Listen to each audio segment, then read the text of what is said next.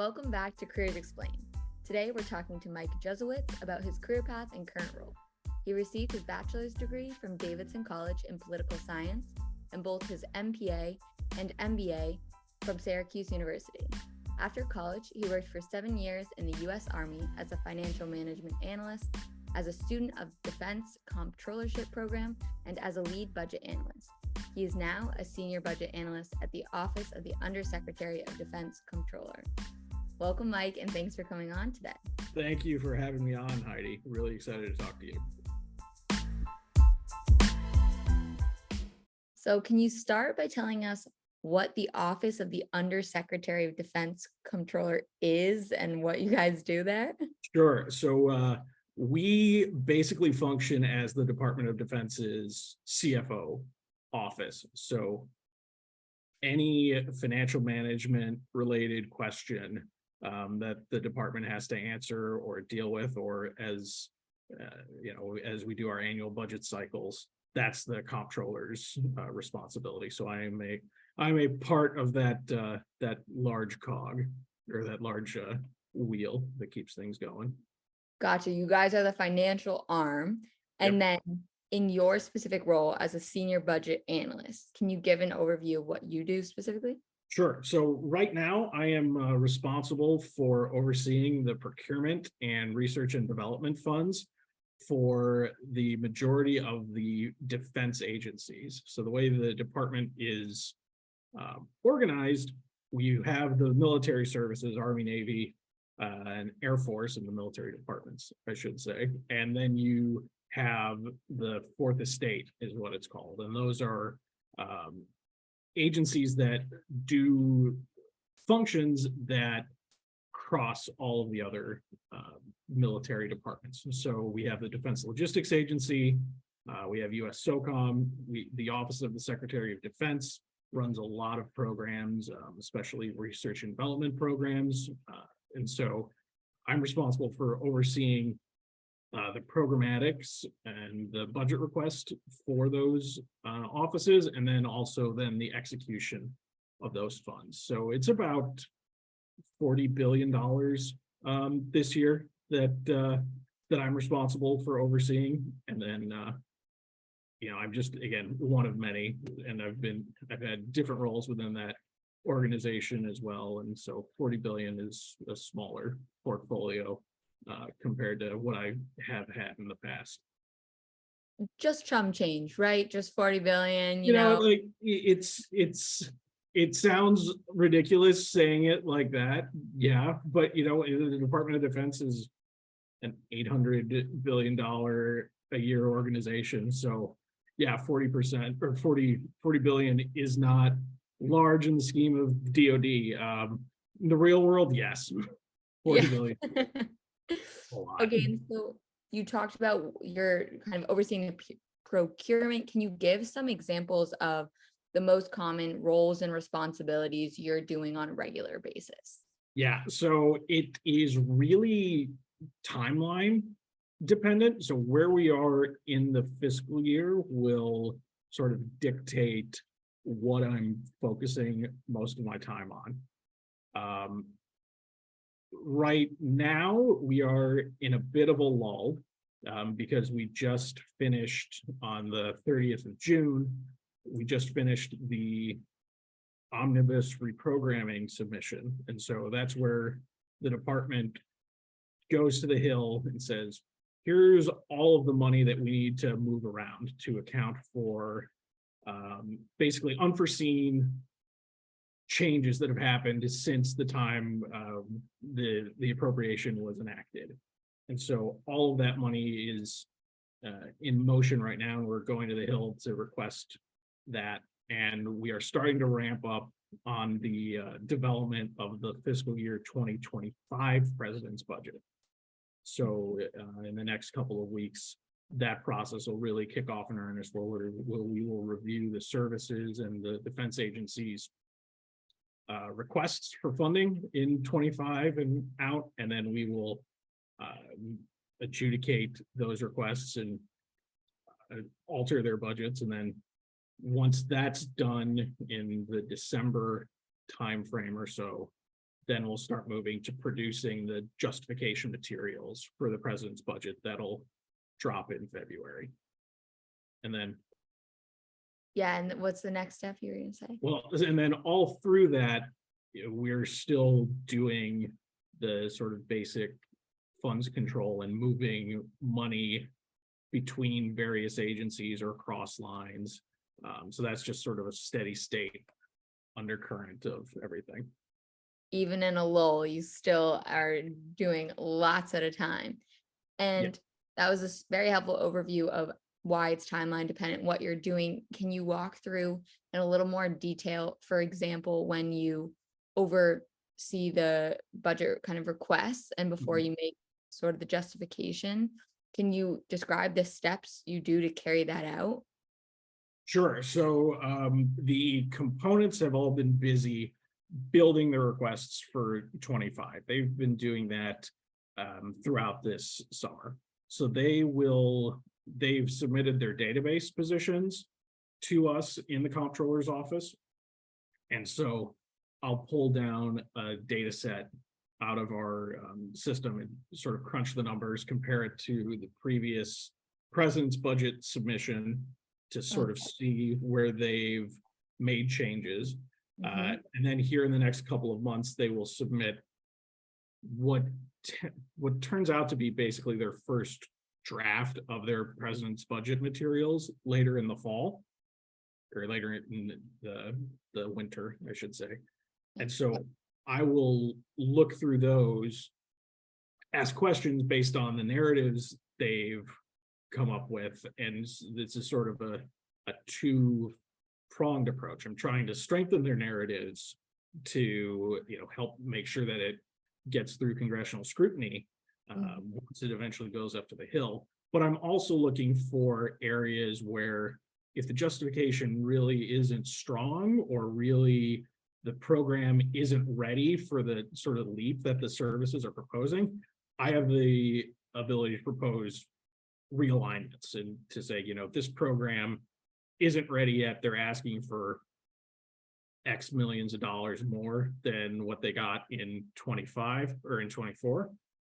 We don't think they're ready for that yet, so we shouldn't allow that growth, and we'll take that growth back to hold in a pot for then projects that are really ready and that are are at the sort of the cutting edge. They're able to get funding basically from the realignments that we propose in the Comptroller's office, and then in our sister office in the programming world as well. They do that too. And so how long does that take of having those conversations, asking questions and discussing whether you need to strengthen or realign what they proposed? So it generally takes 3 months or so, 3 to 4 months. August through December-ish is the normal timeline, but that can get extended sort of based on discussions that the department has with OMB. And if those discussions and those negotiations can sort of drag the process out longer. So you're having those kinds of conversations for about 3 months, let's say, at a time. Can you describe how that maps on to your average day or week? What are you doing on a more regular basis? So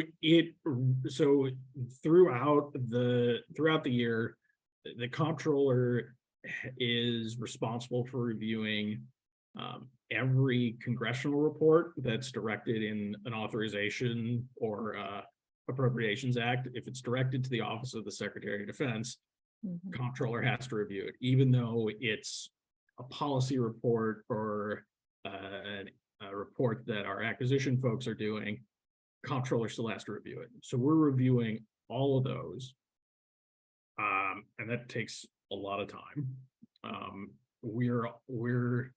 So a normal day is you can get in, check emails to see what has sort of popped up on our boss's radars to be, the crisis of the day.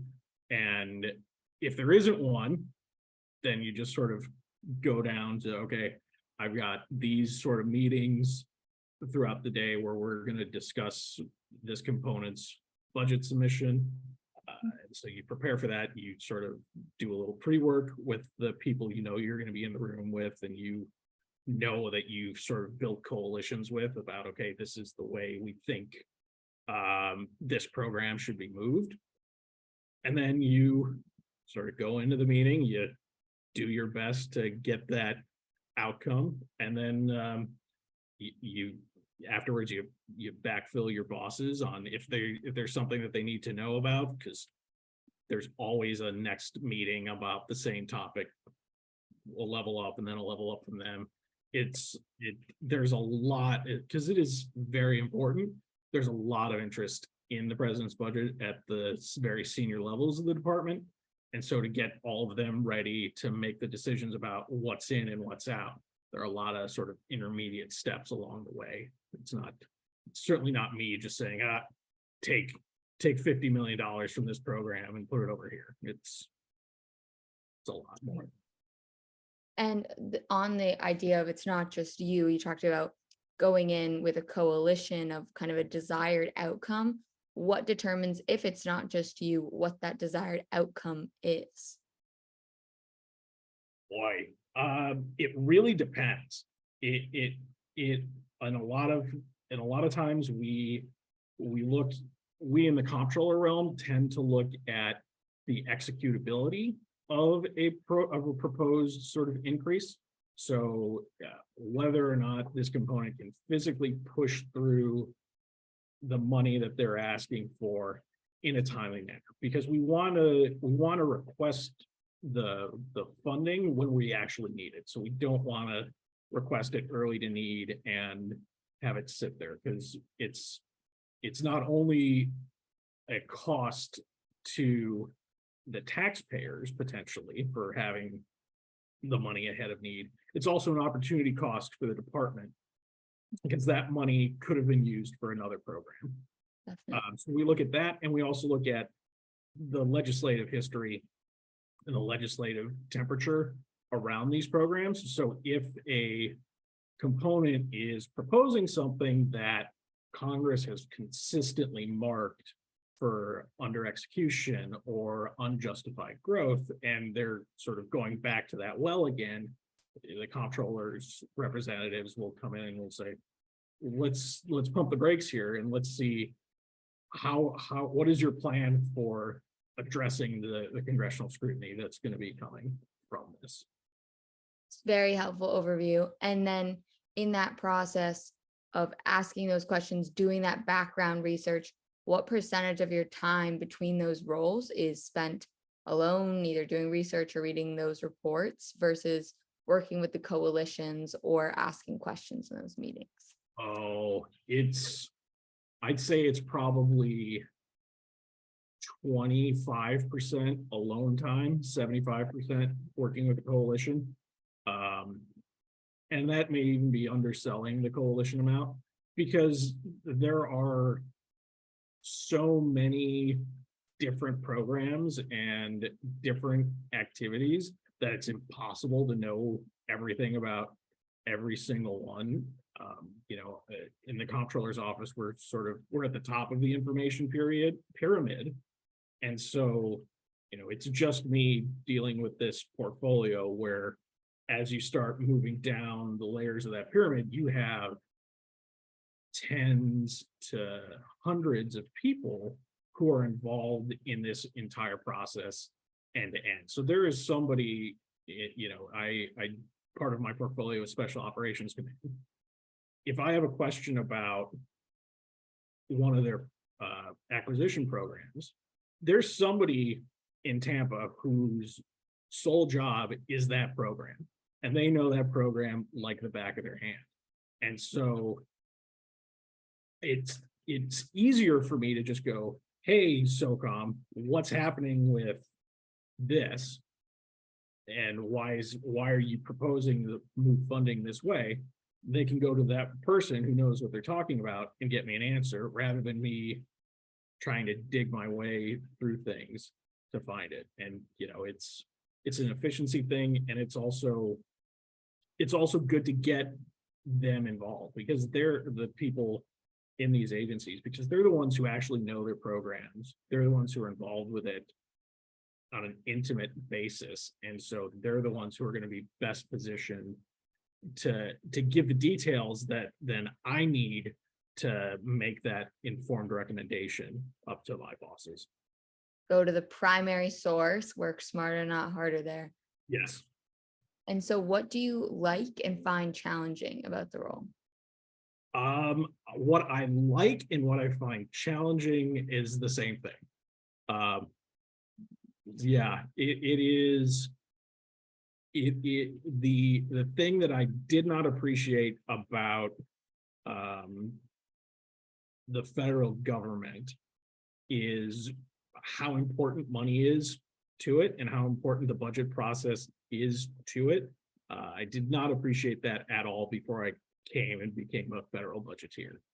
And so everything that the federal government does and everything that the Department of Defense does requires money at some point to do it, and requires a decision to be made about how we're going to resource this problem.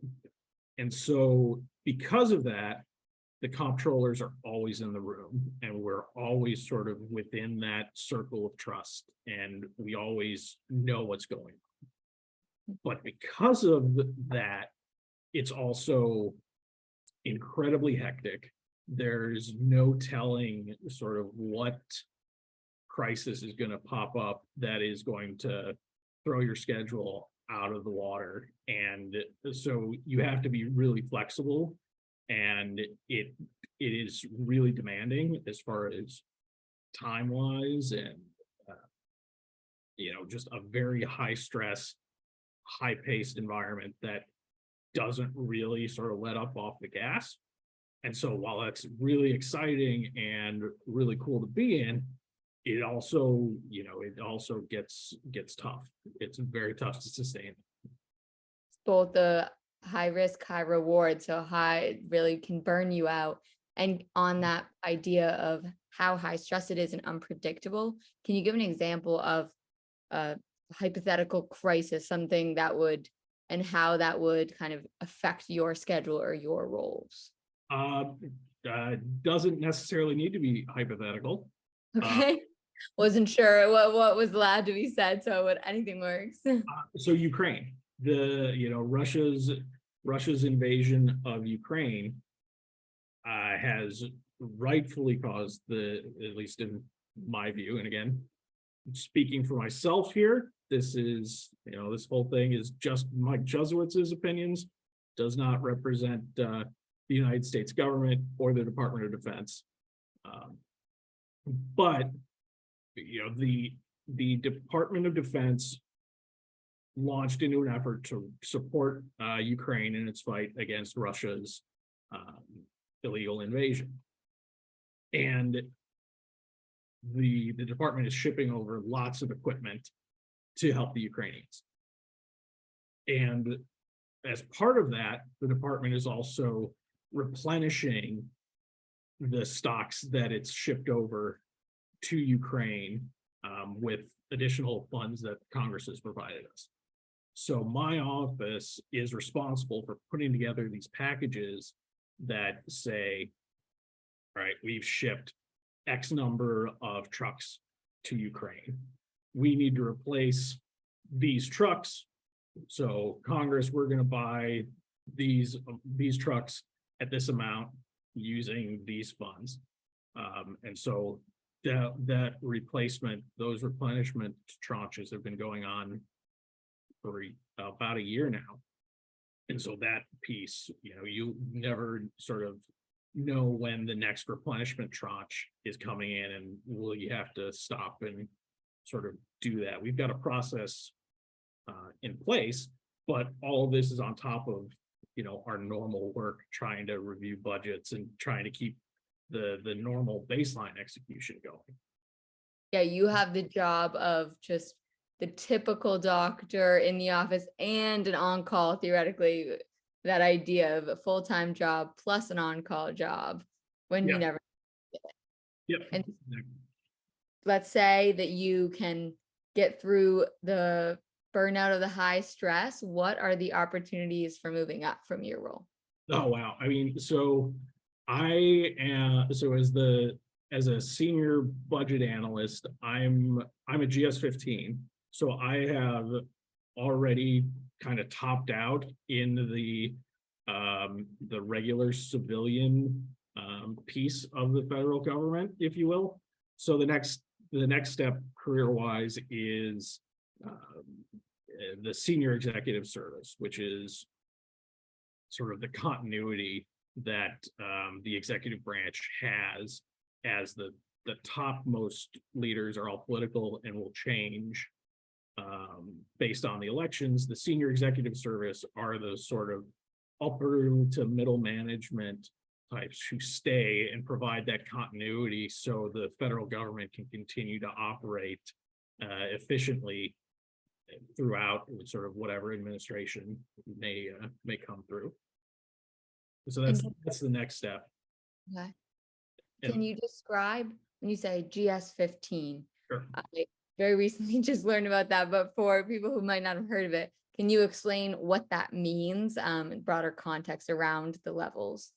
Yeah, so the GS scale goes from 1 to 15, and at the lower end of the scale are sort of more technical jobs, and sort of where I started, I was a GS7 trainee, and so my responsibilities were sort of narrow in scope. They were still important, and they still required a lot of thought and required a lot of practice and patience, especially with my coworkers and boss, as I was sort of learning the ropes. But as you sort of move up the scale, you sort of get a broader range of responsibilities. And so GS levels sort of depend on where you are within the organization. But generally speaking, your GS-15s, when I was at an installation at Fort Stewart, Georgia, the civilian GS-15 was the deputy garrison commander, and I think that was the only GS-15 there. Where here in the Pentagon, you can throw a stick and hit 15 GS-15s, just because it's a headquarters, and that's in the Comptroller, the GS-15 is the action officer, but because of our broad responsibilities, they've sort of determined that a really senior level position is acceptable as an action officer. And then kind of explaining, you started at level 7. Can you walk through now, going back sort of to how you got here on your career path? What were the biggest points of your career path that led you to your current role as a GS-15? So I started my federal journey way back in the summer of 2008. I was a summer intern in the Davidson and Washington program, working in the office of the Undersecretary of Defense for Policy, doing combating weapons of mass destruction policy work. So I did that for my first summer working on chemical weapons. That was my sort of initial entree into the federal government.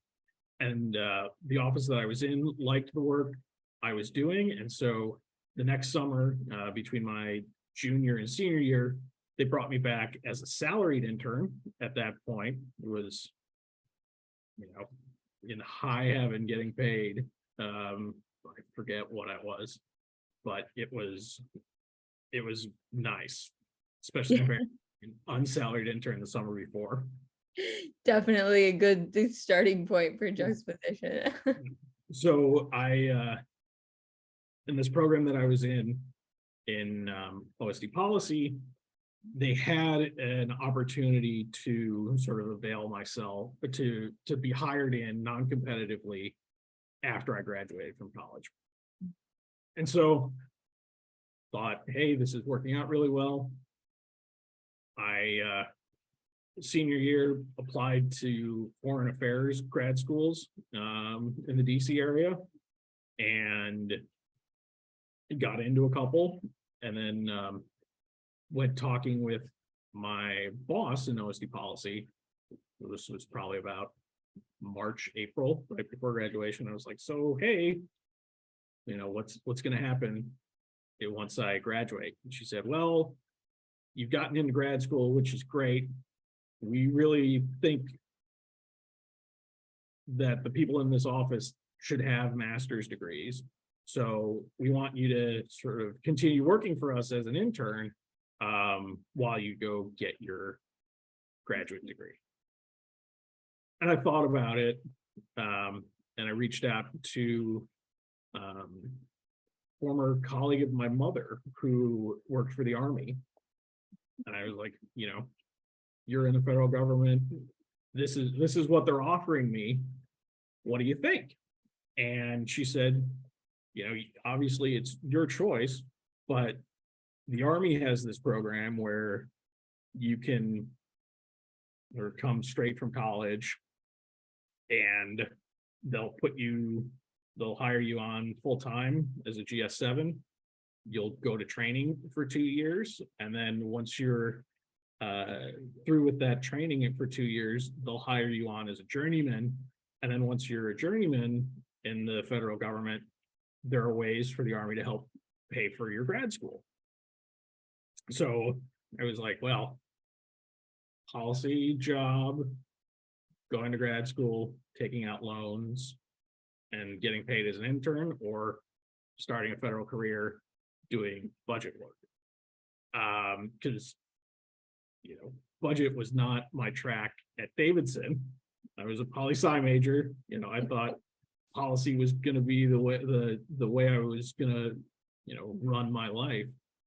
But when that option sort of came out, the sort of the really rational side of me took over, and then, well, no, I'll take a job and then see how I can get grad school help with.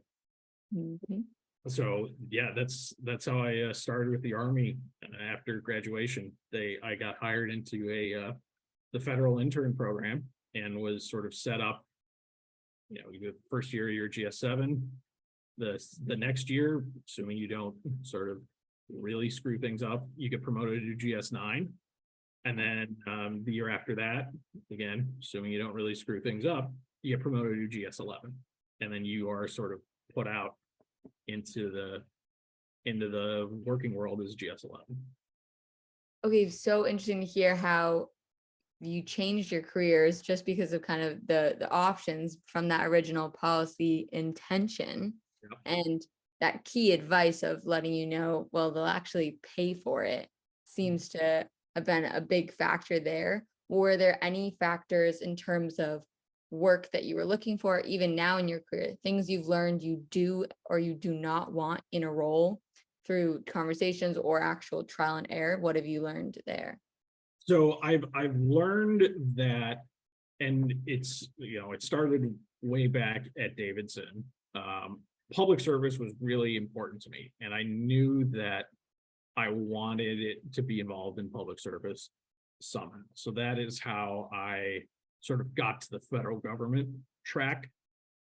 And then sort of through my career, it's sort of like I said before, learning that the money people are kind of always in the room when these big important decisions are made really sort of solidified the fact that, yeah, being in budget is what I want to do, because you are sort of there supporting the decisions of the executive branch and really guiding which way the executive branch goes. I also learned that I do not want to be involved with accounting at all. That piece of my job is something that I've learned to tolerate over the years, but it's not something that really stirs any kind of passion within me. And I'm so glad you said that, because I think most people would assume that your job is a lot of accounting. So can you break down what what part of that job are you kind of putting up with in terms of accounting? Yeah, so the really only part of the job that is super involved with accounting is the funds control piece of that. So, and that is a function of my current role as well. So when the comptroller's office passes money down to the services, the Army, Navy, Air Force, Space Force, and Marine Corps, they get a single funding document, and it's basically super high level. Here you go forth and execute. And then the Army, Navy, Air Force, all the services have offices within their budget shops that further distribute down those funds down to those subordinate organizations. And they sort of, the comptroller manages things at the appropriation level, and then the service manages things down to the sort of organizational level. It's very helpful. So you're more the bigger picture, holistic, here's kind of this lump sum. And then from there, other people are the nitty-gritty accounting of each dollar where it's going. Yes, except because I do the defense agencies, I have to act like the service budget office in a way. So I not only have to manage the appropriation level like all of my colleagues do who have service accounts, I also have to take that next level down and manage the organizational level and the organizational back and forth.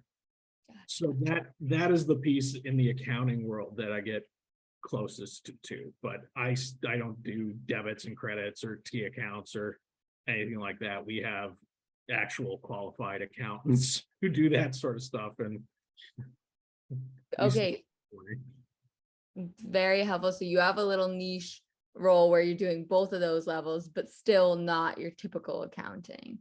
Definitely. And from there, diving into what advice you have, I want to start with the point you just said about maybe 25% of your job is something that doesn't really give you passion, or it's not something you love. Would you have advice for people on kind of, people say like follow what you love to do or follow the money, on those types of themes? What advice would you have for someone in picking a balance of what they want to do and what's practical? Oh, wow. God, that is so sort of person specific. It's hard to sort of say, this is what Mike says and this is what applies to everyone. I think for me, what I have found is I am generally more practical just as a rule. And so, having security, having sort of these other options that the federal government has provided me sort of pushed me into the budget direction, that in a place where I didn't think that I'd be super passionate about, because I thought I was going to be a policy person and writing all these memos and working with the NSC and all of that sort of stuff. That's what I thought, before I graduated. But I found that I found things that I was really able to love and really sort of do the things that drive me, even though I didn't think I would get it. When I initially went, okay, I'll give this budget thing a shot. So you're open-minded to yeah, maybe slightly different opportunity and found things that you did like. absolutely. And I think there is something in any job that you find that is going to be good, and it's going to sort of give something to you on top of obviously the compensation piece. And it may not be within the job itself.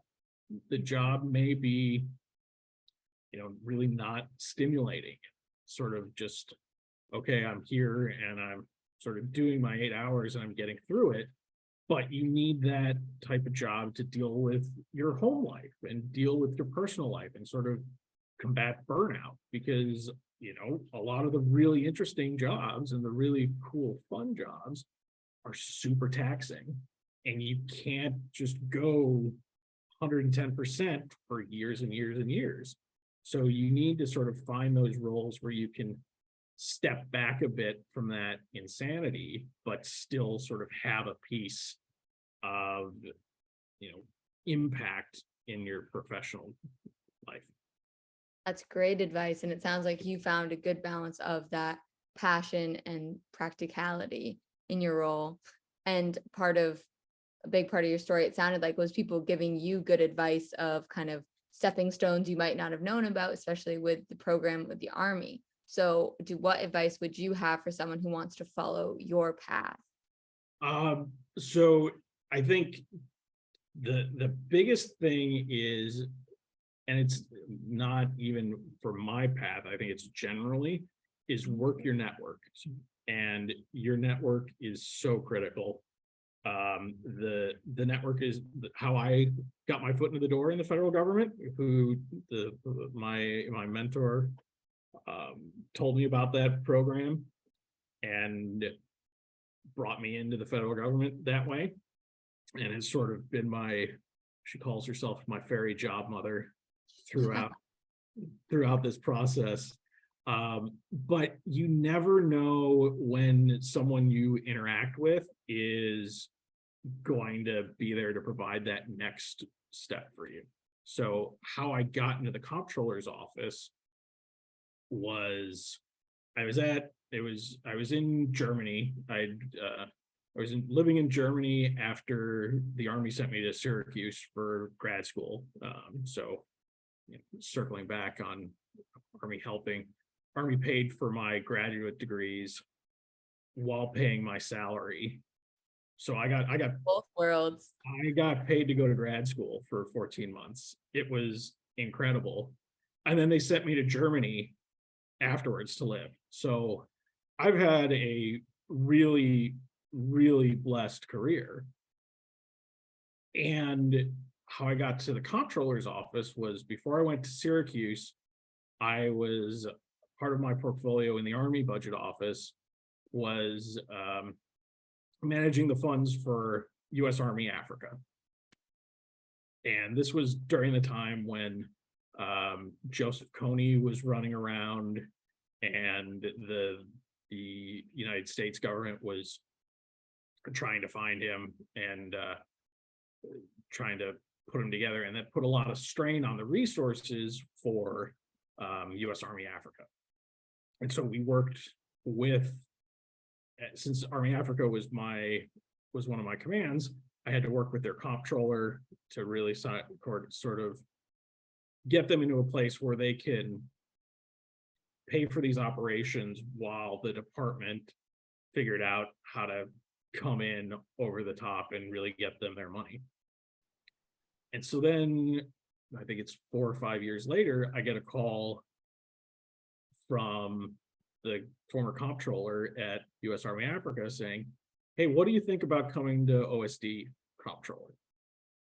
He said, "There's a position that they're going to announce that I think you should apply for," and sort of pointed me to that application on USA Jobs, and got it, applied, did the interview, all of that. And based on our interactions when he was in Italy and I was back in DC, is sort of what gave him the confidence to say, "Hey, you should interview Mike."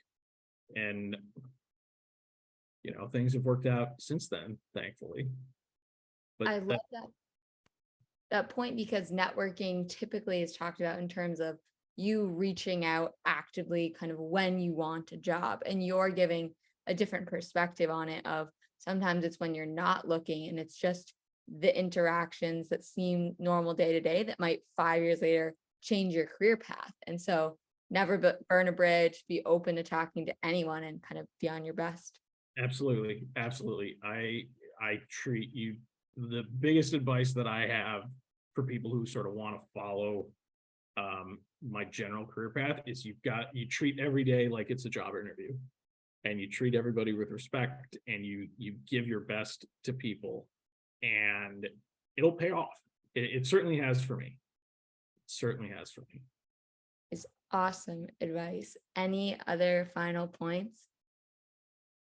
I think the biggest point that I would give to any of your listeners, especially if they're students or just starting out in their careers, is the importance of balance. You really need to work on it.